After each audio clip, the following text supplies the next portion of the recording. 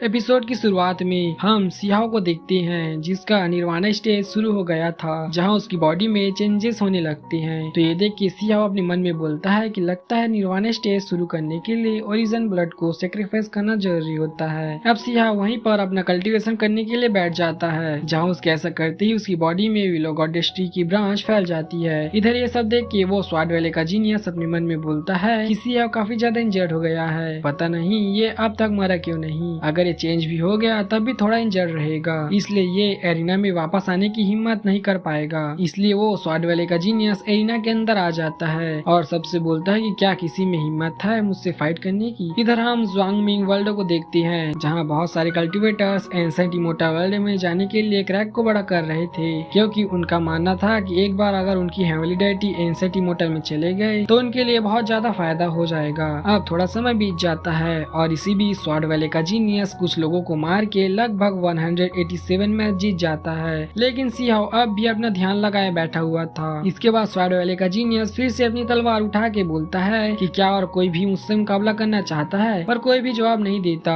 उसी वक्त आसमान बिल्कुल नीला हो जाता है और दूर से वहाँ पर निंग चुआन आ जाता है, जिसे देख के सब लोग बोलते हैं कि ये तो निंग चुआन है, आखिरकार ये यहाँ आ ही गया और ये पहले से काफी ताकतवर लग रहा है। अब यहाँ पर असली जीनियस बैटल शुरू होने वाली है। अब निंग चुआन को देख के वो स्वाड वाले का जीनियस अपने मन में बोलता है कि निंग चुआन के पास अभी फुल स्पिरिचुअल पावर है, लेकिन मेरी स्पिरिचुअल पावर काफी ज्यादा नीचे गिर चुकी है। इसलिए वो निंग चुआन से कहता है कि निंग चुआन, मैं पूरे 187 मैच लगातार जीत चुका हूँ, इसलिए मैं अब ये एरिना तुम्हारे हवाले छोड़ के जाता हूँ। अब ये बोल के स्वाड वाले का जीनियस एरिना से बाहर चला जाता है और निंग चुआन से हार मान लेता है। इसके बाद निंग चुआन एरिना में आ जाता है, लेकिन उसे कोई भी चैलेंज करने से डर रहा था, जिसकी वजह से टाइम के चलते बिना कुछ करे निंग चुआन 198 मैच जीत चुका था। लेकिन निंग चुआन को तो असली फाइट करनी थी, इसलिए वो बस एरिना में खड़े खड़े सियाओ को देखे जा रहा था कि कब वो फिर से अपनी आंखें खोले और लड़ने के लिए आगे आए। अब थोड़ा और समय बीत जाता है, जहाँ निंग चुआन अब 379 मैच जीत चुका था। उसी वक्त वहाँ पर वो फ्लूट वाला बंदा जिसका नाम बाओ ज़ैन होता है वो आ जाता है, साथ ही वहाँ पर 10 क्राउन किंग भी आ जाता है, जिन दोनों को वहाँ देख के निंग चुआन एरिना को छोड़ देता है और वहाँ से निकल जाता है, क्योंकि उसे पता था कि ये दोनों काफी ज्यादा स्ट्रॉन्ग है और इन दोनों से लड़ना कोई आम बात नहीं है। अब 10 क्राउन किंग और बाओ ज़ैन एरिना के अंदर आ जाते हैं, जहाँ 10 क्राउन किंग सबको दिखाता है कि उसके पास 3 इमोर्टल और आस हैं। तभी सभी लोग उन दोनों को देख के बोलते हैं कि यहाँ 10 क्राउन किंग आ चुका है, जो अब तक का काफी ज्यादा पावरफुल कैंडिडेट है और इन सब का सीनियर भी है। लेकिन ये बाओ ज़ैन भी कुछ कम नहीं है, इसे डेथ गॉड कहते हैं, क्योंकि फेरो सिटी में इसने लोगों की लाशें बिछा रखी है और ये उन्हीं लाशों के पहाड़ में बैठता है। इधर बाओ ज़ैन 10 क्राउन किंग को ग्रीट करता है। इसके बाद बाओ ज़ैन अपना डोमेन एक्टिवेट कर देता है ताकि आसपास के लोग उनकी बातें ना सुन सके। जिसके बाद वो 10 क्राउन किंग से कहता है कि जब हम सब एक साथ एंशिएंट इमोर्टल वर्ल्ड में एंटर हुए थे तब मैंने तुम्हें देखा था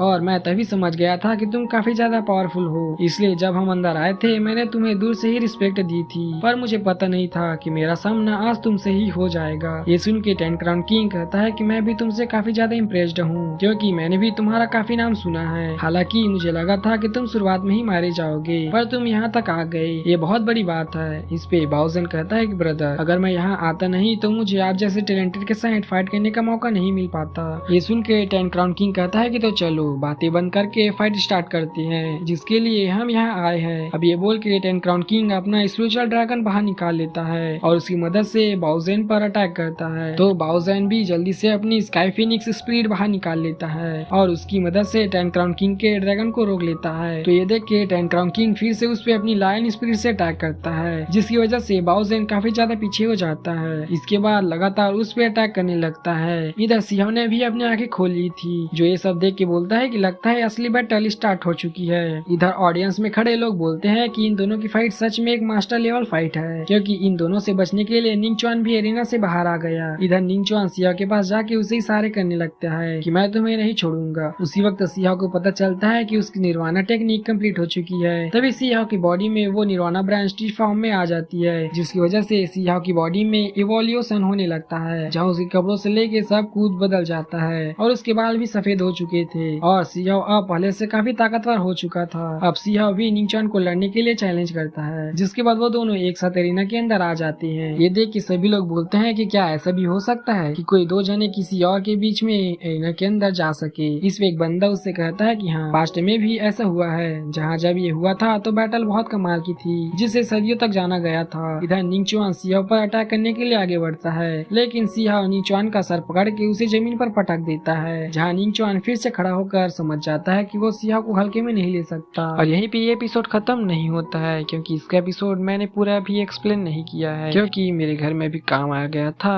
इसलिए इसका लॉन्ग वीडियो भी बन रहा है। तो प्लीज थोड़े दिन वेट कर लीजिए, आपको इसका लॉन्ग वीडियो देखने को मिल जाएगा। और हाँ, आपसे लॉन्ग वीडियो ही आया करेगा, तो सब्सक्राइब जरूर कर लेना। तो मिलते हैं नेक्स्ट एपिसोड में।